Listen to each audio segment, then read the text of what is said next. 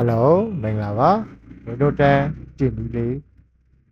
ပြောပြမယ် Windows 10ရဲ့ ISO ဖိုင်ကိုအရင် down ဖို့လိုပါတယ်အဲ့တော့ Google မှာ Windows 10 ISO ဖိုင်ကို down ပါမယ်ခါတိုင်းလိုပဲ create Windows 10 install media ကိုကျွန်တော် download နှိပ်ပါမယ်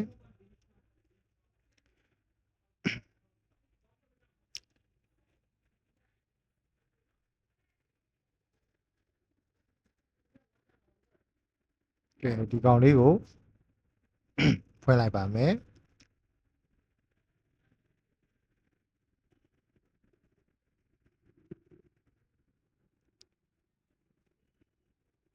ဒါလေးကိုခဏစောင့်ပြီးပါ getting a few things ready ဆိုပြီးတော့ခဏစောင့်ပြီးပါအဲ့မှာကြာလာပြီခဏနေကြာရင်အဲ့မှာ accept ဆိုတာလေးကိုကျွန်တော်တို့အမှန်ချစ်ပေးလိုက်မယ်getting a few things ready ဆိုပြီးပေါ်လာပါမယ်အဲ့မှာ upgrade this PC now ရဲ့နောက်အောက်ကို create installation media ဆိုပြီးပေါ်ပါတယ်အဲ့ဒါကိုအောက်တစ်ခုကိုအမှန်ချစ်ပေးပြီးတော့ next နှိပ်ပါမယ်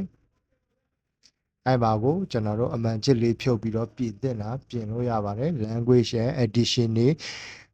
အကုန်ပြင်လို့ရတယ်ကျွန်တော်တို့ English United ပြောင်းတယ် Windows 10အဲ့ပါကို32 bit နဲ့64 bit နဲ့မျိုးရှိပါတယ်64 bit ကိုရွေးပါကျွန်တော်တို့64 bit တင်ပါမယ်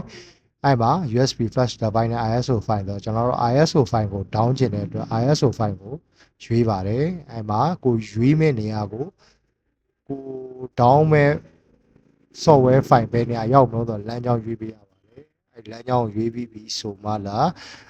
ဒီ ISO file လေးကို save နှိပ်လိုက်ပါသူ့ auto down ပါလိမ့်မယ် down ပြီးသွားရင်ခုန file ထဲမှာသွားကြည့်လိုက်ပါကျွန်တော်ကတော့ Windows 10ကို down ပြီးသွားပါပြီเนาะအဲ့တော့ကျွန်တော် down ထားတာကဟိုမှာ Windows ISO file ဒီမှာသူ့ရဲ့ property ကိုတစ်ချက်ကြည့်ကြည့်ပဲ4.git ခွဲပေါ့လောက်ရှိပါတယ် Windows 10.iso file လေးရသွားပါပြီအဲ့တော့နောက်သင်ခန်းစာမှာက stick ထဲကိုဒီ ISO file လေးထည့်သွင်းပါမယ်